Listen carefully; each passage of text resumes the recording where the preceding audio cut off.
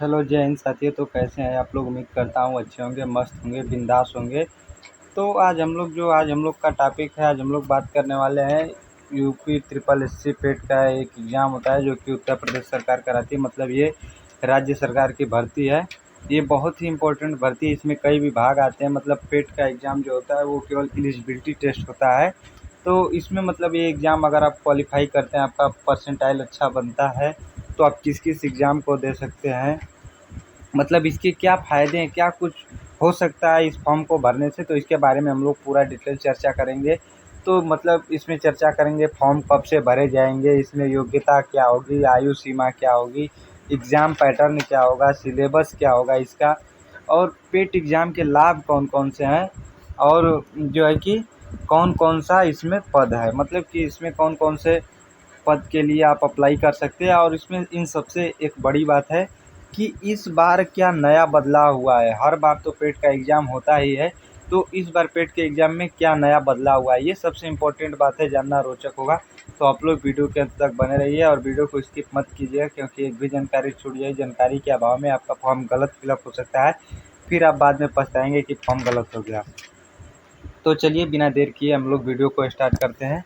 तो आइए देखते हैं कि ये पेट एग्ज़ाम के बारे में क्या कुछ कही गई है, मतलब इसके अंतर्गत कौन कौन सी भर्ती आती है। तो पेट एग्ज़ाम के अंतर्गत आपकी लेखपाल की भर्ती आएगी, लोअर पीसीएस की भर्ती आएगी, जेई इलेक्ट्रिकल या मैकेनिकल इंजीनियरिंग होता है उसकी भर्ती आएगी, एएसओ की भर्ती आएगी, बीडीओ मतलब विलेज डेवलपमेंट ऑफिसर की ड्यूटी आएगी, सचिवालय कंप्यूटर सहायक भर्ती, ये मतलब कि ये सब भर्तियाँ यूपी ट्रिपल एससी पेट के थ्रू आती है। लेखा परीक्षक अधिकारी, सहायक लेखाकार और अबकारी सिपाही होता है, जूनियर असिस्टेंट होता है, स्टेनोग्राफर भर्ती होता है जिसमें कोडिंग वोडिंग के थ्रू सब आते हैं, एजीटीए भर्ती होता है, ट्यूबवेल ऑपरेटर भर्ती होता है, एलोपैथिक फार्मासिस्ट होता है, क्लर्क या बाबू जैसे ऑफिस में जो क्लर्क होते हैं वो होता है, ट्रांसपोर्ट डिपार्टमेंट ऑफिसर, इस तरह की भर्ती आती है। बाकी इसके थ्रू और भी एटसेट्रा भर्तियाँ आती हैं। मतलब ये सब इतनी भर्तियाँ आती है, मतलब कि अगर आप पेट का एग्ज़ाम क्वालिफाई करते हैं, आपका परसेंटाइल अच्छा होता है,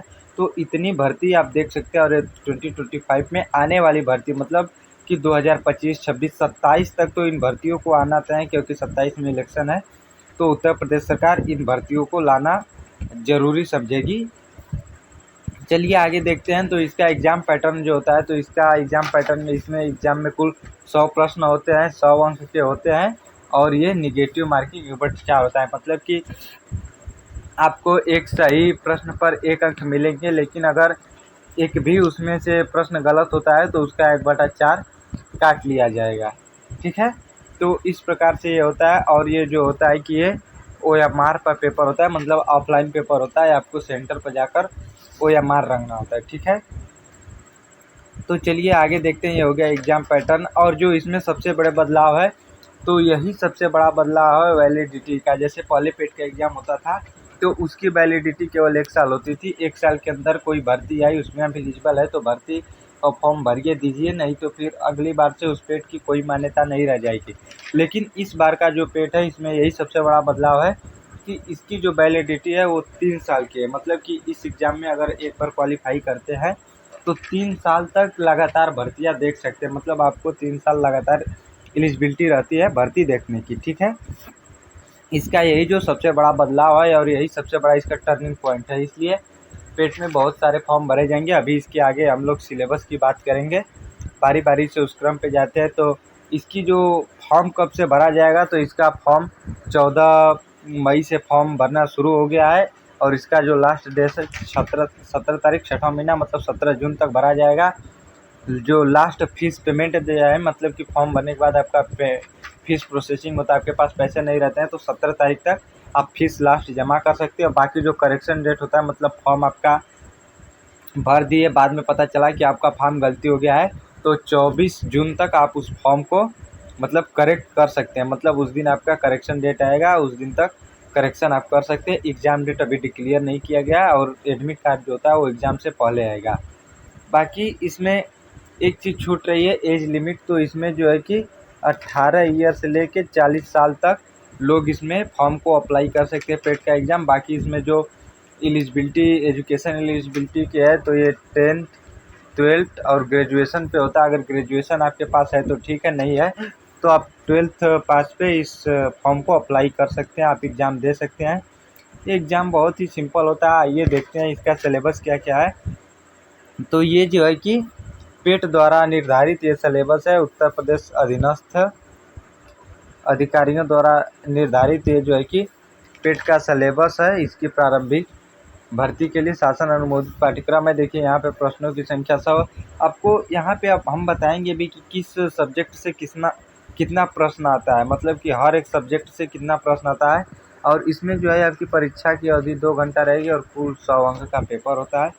बाकी आइए इसके सिलेबस को देख लेते हैं। तो ये भारतीय इतिहास जो होता है, जिसमें से ये 5 अंक का होता है, यानी इसमें से केवल 5 प्रश्न आएंगे। और इसमें से आइए देख लेते हैं इसका जो है कि क्या क्या सिलेबस है। तो इसमें जो आपका इम्पोर्टेंट टॉपिक है, सिंधु घाटी सभ्यता है, वैदिक संस्कृति है, बौद्ध धर्म, गौतम बुद्ध जीवनी और शिक्षा है। बौद्ध धर्म में केवल गौतम बुद्ध को पढ़ना है और गौतम बुद्ध के बारे में बहुत डिटेल नहीं पढ़ना है, केवल उनकी जीवनी और शिक्षाएं पढ़ना है। इसी तरह जैन धर्म में महावीर की जीवनी और शिक्षाएं पढ़ना है। मौर्य वंश में सम्राट अशोक को पढ़ना है। गुप्त वंश में समुद्रगुप्त और चंद्रगुप्त द्वितीय को पढ़ना है। बाकी हर्षवर्धन को पढ़ना है, राजपूत काल को पढ़ना है, सल्तनत काल को पढ़ना है। और इसके बाद फिर आपको मुगल साम्राज्य को पढ़ना है, फिर मराठा को पढ़ना है, फिर ब्रिटिश राज का अभ्युदय एवं प्रथम स्वतंत्रता संग्राम पढ़ना है और ब्रिटिश राज का सामाजिक आर्थिक प्रभाव पढ़ना है। मतलब ब्रिटिश के वजह से हमारे ऊपर क्या क्या सामाजिक आर्थिक प्रभाव पड़े हैं, ठीक है। और यहाँ पर देखिए फिर दूसरा आपका टॉपिक आता है कि इंडियन नेशनल मूवमेंट, मतलब आज़ादी के समय का भारत, यानी ये आधुनिक भारत होता है। इससे भी आपके 5 प्रश्न आते हैं। तो इसमें देखिए 5 प्रश्न में किन किन टॉपिकों से 5 प्रश्न आएंगे। स्वाधीनता आंदोलन के प्रारंभिक वर्ष से आएंगे, स्वदेशी तथा सविनय अवज्ञा आंदोलन से आएंगे, महात्मा गांधी तथा अन्य नेताओं की भूमिका, मतलब स्वदेशी और सविनय अवज्ञा आंदोलन में महात्मा गांधी और अन्य नेताओं की क्या भूमिका रही है, उससे प्रश्न आएंगे। तीसरा टॉपिक है क्रांतिकारी आंदोलन तथा उग्र राष्ट्रवाद का उदय से आएंगे। फिर चौथा टॉपिक है विधायी संशोधन तथा ब्रिटिश इंडिया एक्ट 1935, इससे क्वेश्चन आएंगे। ये जो 1935 का एक्ट है ये बहुत ही इम्पोर्टेंट है, क्योंकि माना जाता है कि भारतीय संविधान बनने की शुरुआत यहीं से की गई। लगभग भारतीय संविधान का 75% हिस्सा यहीं से किया गया है, इसलिए ये बहुत ही इम्पोर्टेंट टॉपिक हो जाता है। उसके बाद अगली टॉपिक है भारत छोड़ो आंदोलन, आज़ाद हिंद फौज तथा नेताजी सुभाष चंद्र बोस। मतलब भारत छोड़ो आंदोलन में कौन कौन से टॉपिक आएंगे, तो आज़ाद हिंद फौज तथा नेताजी सुभाष चंद्र बोस। ये टॉपिक कुछ इम्पोर्टेंट टॉपिक है, ये टॉपिक आएंगे। बाकी आप भूगोल में देख सकते हैं भूगोल में कौन कौन से टॉपिक आने वाले हैं। तो भूगोल से भी आपके 5 प्रश्न आते हैं, 5 नंबर के आते हैं। तो भूगोल में आपकी टॉपिक है भारत एवं विश्व का भौतिक भूगोल, मतलब इसमें नदियाँ तथा नदियों की घाटी, भूजल संसाधन तथा पर्वत पहाड़ियाँ और हिमनद आएगा, मरुस्थल और शुष्क क्षेत्र आएंगे, वन, खनिज संसाधन विशेषकर भारत में।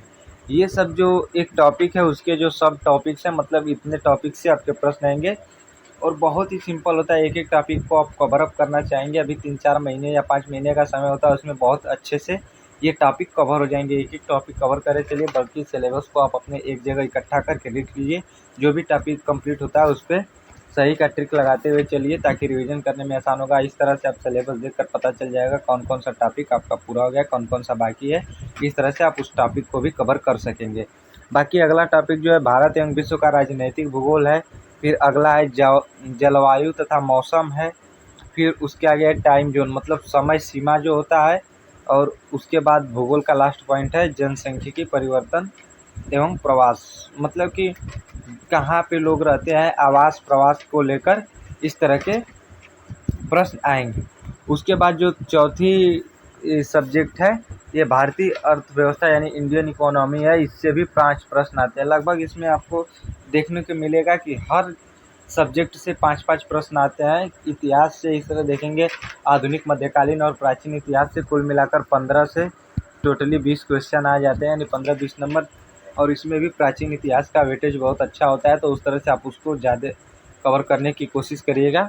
बाकी इकोनॉमिक्स के कौन कौन से टॉपिक है इसको देख लेते हैं। पहला टॉपिक है भारतीय अर्थव्यवस्था 1947 से लेकर 1991 तक। और इसके अंतर्गत क्या क्या पूछा जाएगा, मतलब कौन कौन से सब हेडिंग्स हैं उनके बारे में जान लेते हैं। योजना आयोग तथा पंचवर्षीय योजनाएं, मिश्रित अर्थव्यवस्था का विकास, निजी एवं सार्वजनिक क्षेत्र। फिर तीसरा है हरित क्रांति। चौथा है दुग्ध विकास और ऑपरेशन फ्लड। और अगला टॉपिक है बैंकों का राष्ट्रीयकरण तथा सुधार। ये इस तरह के सब हेडिंग्स है। बाकी इसमें से जो योजना आयोग और पंचवर्षीय योजना है, इसका मैं खुद ही डिटेल वीडियो एक लेकर जल्द ही अपने इसी चैनल पे लेकर आऊँगा, बहुत ही जल्द लेकर आने वाला हूँ। तो आप लोग अगर चैनल को सब्सक्राइब नहीं किया तो चैनल को सब्सक्राइब कीजिए और बेल आइकन को दबाना ना भूलिए, क्योंकि मैं जिस भी समय इस एग्ज़ाम को लेकर कोई भी वीडियो किसी भी टॉपिक के ऊपर लेकर आऊँ तो इसका नोटिफिकेशन आप तक पहुँच पाए और आप लोग देखिए। और लास्ट में कमेंट में ज़रूर बताइएगा कि इस वीडियो की वजह से आपको कितना फ़ायदा मिला, क्या सिलेबस डिस्कशन में कोई समस्या है। कोई भी समस्या है तो बेझिझक आप कमेंट कर सकते हैं। बाकी मैं आपके कमेंट का रिप्लाई दूंगा, या जो भी संभव प्रयास हो सकता है मैं करने का कोशिश ज़रूर करूंगा। और आगे देखना है कि वर्ष 1991 में आर्थिक सुधार और उसके बाद की अर्थव्यवस्था क्या रही है। फिर उसके बाद अगला टॉपिक वर्ष 2014 के पश्चात आर्थिक सुधार, मतलब सन 2014 के बाद क्या क्या सुधार हुए, आर्थिक सुधार। इसमें टॉपिक है मतलब कृषि में क्या सुधार हुए हैं, ढांचागत क्या सुधार हुआ है, श्रम में क्या सुधार हुआ है, आर्थिक में क्या सुधार हुआ है, और अपना जीएसटी कहाँ तक गया हुआ है। मतलब इन टॉपिकों को लेकर मैं बहुत ही जल्द आपके समक्ष एक वीडियो को, या एक ना जितने भी वीडियो में टॉपिक कवर होने वाले हैं, मैं हर टॉपिक पर लेकर कोशिश करूंगा एक एक वीडियो लेकर आऊँ, ताकि आप लोग का कंसेप्ट क्लियर हो जाए। ठीक है, बाकी इसके आगे का सब्जेक्ट देखते हैं। ये है कि पॉलिटी का ये सब्जेक्ट है, जिसमें कि भारतीय संविधान एवं लोक प्रशासन है, मतलब Indian constitution and public administration. मतलब इससे भी पॉलिटी का जो है, इससे भी 5 प्रश्न आएंगे और ये 5 नंबर के होते हैं। इसका वेटेज भी अच्छा खासा होता है। तो आइए देख लेते हैं क्या क्या है भारतीय संविधान में।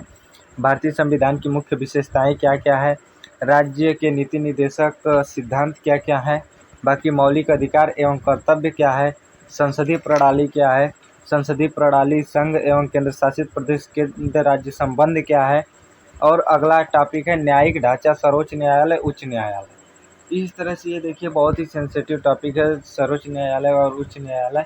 ये जितने भी पॉलिटिकल साइंस के टॉपिक है, या पॉलिटिकल साइंस पढ़ने का मतलब कि आपको ज्ञान की प्राप्ति होना है, ना कि आप एग्जाम में सिलेक्शन हो।